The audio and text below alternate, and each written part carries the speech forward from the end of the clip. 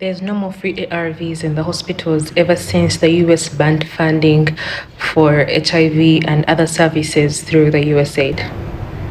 False. Now, for those of you that do not know about this information, there was this fear that was there at the beginning of the year, and I really wanted to address it about the fund freeze. Now, for those of you who have no idea, I'm going to give you a brief history of how this it is that happened. So, at the beginning of this year, in January 2025, after the inauguration of the new president of the United States, there was an executive order that was made to ban the funding through the USAID. Now, after this fund freeze that was there, after about 2 to 3 weeks, the freeze was lifted and business continued as usual, especially for what they regard to as the life-saving services, and these, a part of them was HIV and those others. So the institutions that are running and providing HIV services, ARVs, counseling, support, etc., those are untouched. Those ones have remained running as usual. Of course, there's a bit of uncertainty of what happens long term because a verdict needs to be shared. However, otherwise things are as usual, and therefore if you're someone that is living with HIV, that is an area that has been catered to.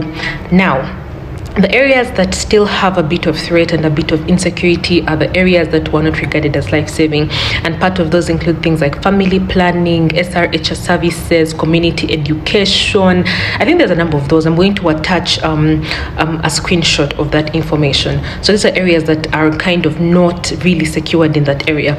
Now, we all know that, for example, as Ugandans, 60% of our population is young people, and young people we have struggled a little bit or significantly with things like unplanned pregnancies, teenage pregnancies, and these things take us back generations, because they say if you educate a girl child, you educate the nation, right? So however, due to these instabilities that were there, these are areas, in some areas which were fully USAID funded, the services are not yet stabilized, because right now we are still in that period of uncertainty.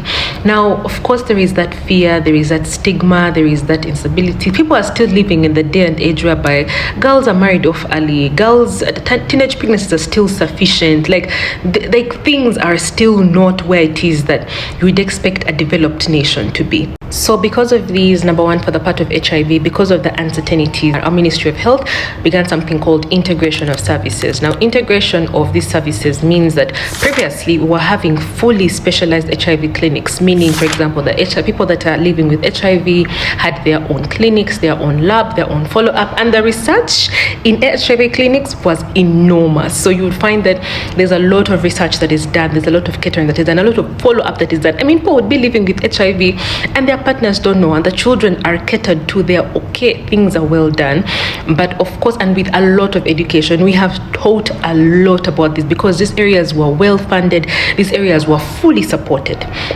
Now, however, with the uncertainty that is there, the Ministry of Health came in and said, you know what, let us look for something that is sustainable, so that in case anything happens, and for example, we're not able to rely on an outside source, we can rely within ourselves. And that is how the integration program came in, meaning you're dealing with all patients. It's not a specialized unit, so you're dealing with HIV, malaria, hypertension, etc. Of course, this is something that makes sense. It is cost effective, it closes the gap, but of course the transition period is much more tricky, because already, even before, when we're having specialized services, we have a problem with stigma, and now the stigma will become worse, because you find some people that we have struggled with a bit. You find people like, you know what, I'm not going to go where everyone is to know what my problem is. People are going to judge me. The medication, the doses are lost, the missed clients, etc. Also, the staff would be overworked and less motivated. These are the kinds of things that we would now have a problem with trying to fill up those gaps. So when the budget came out of the financial year 2025-2026, the financial budget of Uganda came out, I ran quickly to the health sector to say, my God, what is being done? Because we need a lot of support from within us. And well, our budget last year for the health sector was 721 billion, and this year it moved up to about 5.87 trillion. A budget came out highlighting a bit more of the areas that have not been catered to as life-saving. These are the focus of, so things like community education, family planning, SRH, national, I think, e-health infrastructure. I'm also going to attach that screenshot and you look at it. So I was really grateful that we are really having and very large attempts and strides at closing these gaps. Now, this is an area that needs a lot of support, like we said, a lot of guidance. So we have people out there in the communities, health workers that are currently unemployed, currently job insecure because of the cut of the fundings. There's a lot of stigma and instability. Things like family planning services that were fully funded by this were also held. Now, of course, the fund freeze was basically for the America First policy, and in simple terms to say, instead of putting out money to help other people in other areas, why don't we first help the American person? And so even us in our areas, we're like, you know what, let us find a way to sustain. But of course, right now, we don't yet have a final verdict, but people have been left unemployed. We have stigma. Some services have had to completely close. Some have been held. And now closing an area like contraception, family planning, whoa, in a population that is 60% young people, it takes us back so many steps. So for our policymakers, we're really grateful for the strides that have been made, and we really would like to ask that please do not give up, please don't tire, please keep shining the light on this area. We need a lot of support with family planning, a lot of support with contraception, a lot of support with community education. We still have teenagers that are being married off as children. We still have these things that are still struggles to this day and age. We still have a lot of stigma that is going around, people that are having unsafe abortion practices.